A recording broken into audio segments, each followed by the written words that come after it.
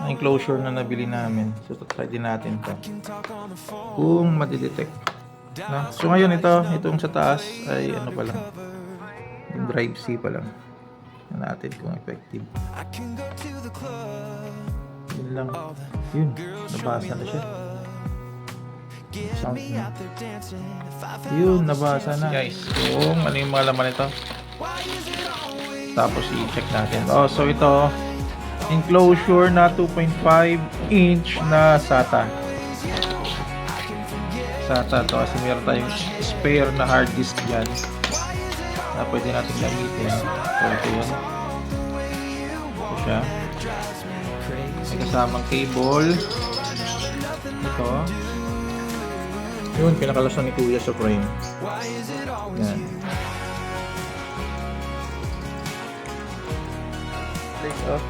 So wala nang space, ibig sabihin yung foam guys dito yan sa dalawa ibabaw. Yan.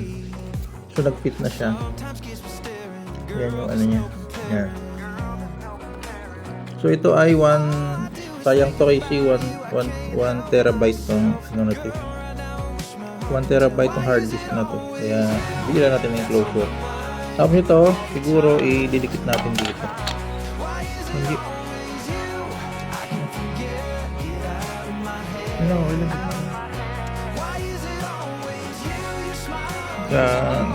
lalagyan niya daw ng ano guys. Si Gigi.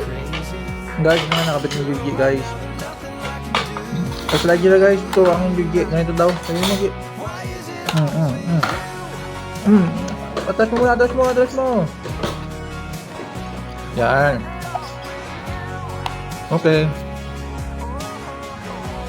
Naka type C. Makalog. Hindi siya makalog. So safe yung hard disk natin dito. Huwag lang siguro mabagsak ng excessive na bagsak. Tapos ang isang enclosure na nabili namin. So try din natin to kung madidetect na. So ngayon itong sa taas ay ano pa lang, yung drive C pa lang. Tingnan natin yung effective. Yun, nabasa na siya. Sound niya. Yun, nabasa na. So sayang to guys 1 terabyte din to. Yan. So kasi nandiyan yung mga lumang pictures din namin. Ayan, dyan yung mga files namin. Okay, buti na recover natin to. So yan. Yan 1 terabyte din yan. Sayang din yan. Yun lang guys. Thank you, bye bye.